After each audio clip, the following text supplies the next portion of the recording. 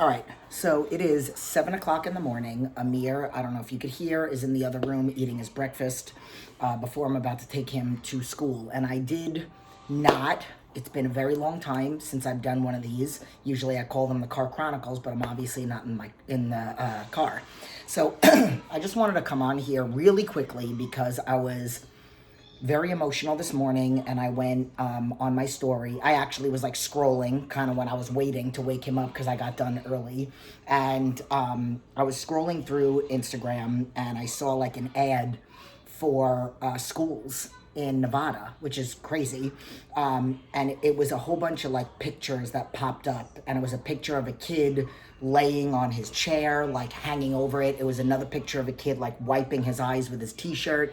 And I remember that I saw that picture when a woman posted it, talking about how her son's struggling with social distancing.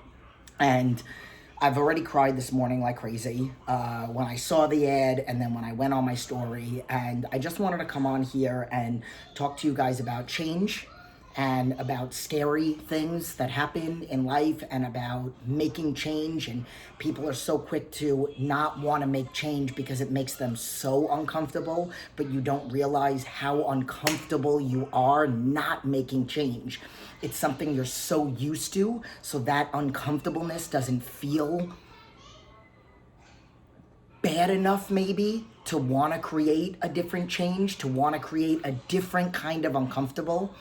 And I feel like everything in my life I've been given it so that I can show people, and I'm handed these struggles in life. Like I was beat up and I had a really hard childhood, and then I was beat up by my boyfriend when I was about to open up a restaurant when I really didn't want to do that. I wanted to become a personal trainer.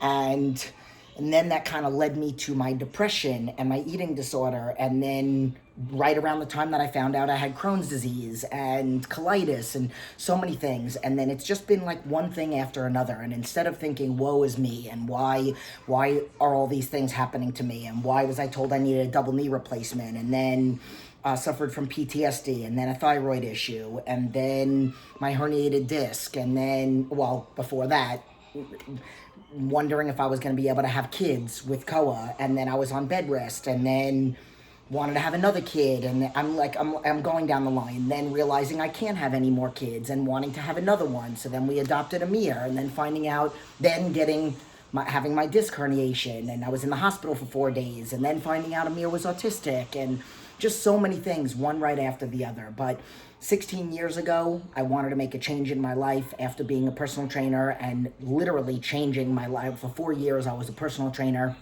Within the first 7 months of me becoming a trainer, I was ranked number 20 in the entire nation. So New York Sports Club, Washington Sports Club, all these different states of the TSI, they call it, Town Sport International.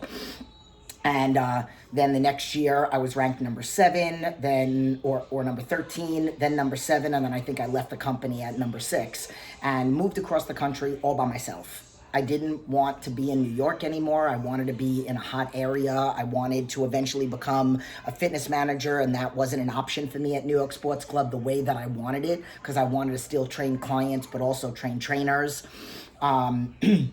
And then moved out here, then became a fitness manager after 11 months of being a personal trainer. And then 11 years ago, earlier than that, my husband stopped working for the company, which we met at Bally's.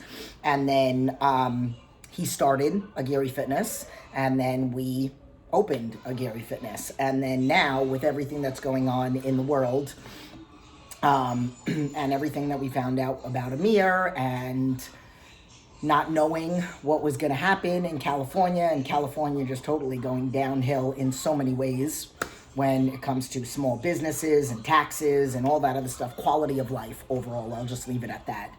And I decided I wanted to make another change. So after having an 11-year successful business, thriving, busy, packed, over every now and then I'm booked. Then I have one slot, then I'm booked again, then I have one slot, the same, my husband in the exact same position, and then having to start all over again. And it's scary. And But ultimately, when you're driven and you have your eye, and this is something I didn't talk about on my video. I talked about a version of it, but I didn't put it this way. When you have the goal in mind, so like I talk to people about making vision boards. What are your goals? Why are they your goals? And how will life be different? When you focus on that, how will life be different and why are they your goals? Then the scary ish that you have to do to make it to there, the starting all over again, the being alone in Nevada, being basically a single mom until my husband and my son come out here, which I'm so glad they're coming out here in 4 days, 3 days. It's scary, but those are the things that get you there. Those are the things that help make the scary stuff not feel so scary when you focus on the why and how will life be different. And I wanted my life to be different 20 years ago, then I wanted my life to be different again 16 years ago, then I wanted my life to be different 11 years ago, and now I want my life to be different now. And I will do whatever it takes, and I will embrace the stressors of it, because ultimately it will make me and my family better people. And I hope that you are at all even a fraction inspired by this. I hope you are not living in fear of making a change because you're comfortably uncomfortable in the position that you're in and you're afraid of the change. I will leave you with this. I pride myself on being the kind of coach that, yes, people hire me because they want to lose weight, but ultimately I start out with wanting to create change in their life. I say that it's about improving the quality of life. It's about sleeping better, dealing with stress better, going for promotions in jobs that you were afraid to go for, changing jobs because you're miserable and depressed with where you are. And I am proud to say that I've helped people get off medication. I've helped people after 20 years of being in a job go and take a course so that they can get a different license or certification or whatnot so that they can transfer. People opening up their own businesses when they were always afraid to do it because it's scary to open up your own business.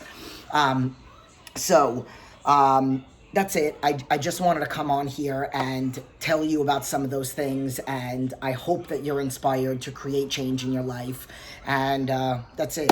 I would love for you guys to subscribe to my channel. There's a lot of different things that I'm going to be doing on here. I'm doing stuff with Blackstone Labs. I'm sharing some of the stuff on here. You guys can follow my story on their channel. I am going to be sharing some of it on here as well, as you saw in the last video.